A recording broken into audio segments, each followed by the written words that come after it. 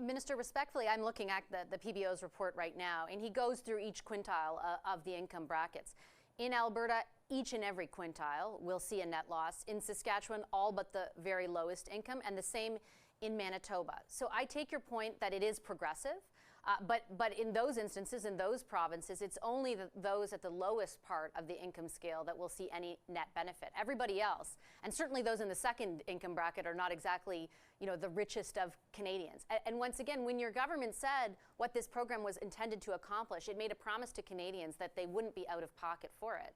If a majority of Canadians are, and I'm not saying that the merits of the program, I'm not debating the merits of carbon pricing in this. I'm just trying to ask you if you understand why there are Canadians right now who are facing such tough financial times, who are saying, can you put a pause on this? Can you help us out? Because it isn't like the rebates are covering it all.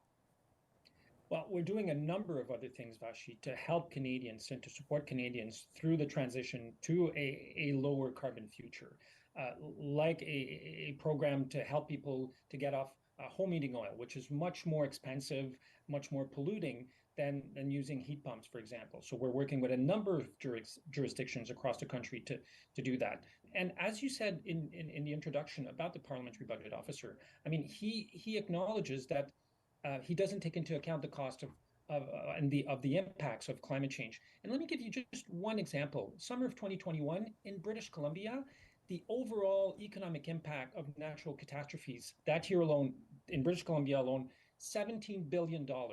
This is a bill that all Canadians are paying.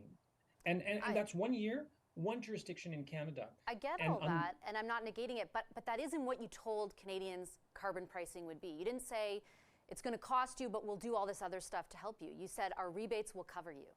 We have said that the rebates would help the people most in need in Canada, and that's exactly what the system is doing.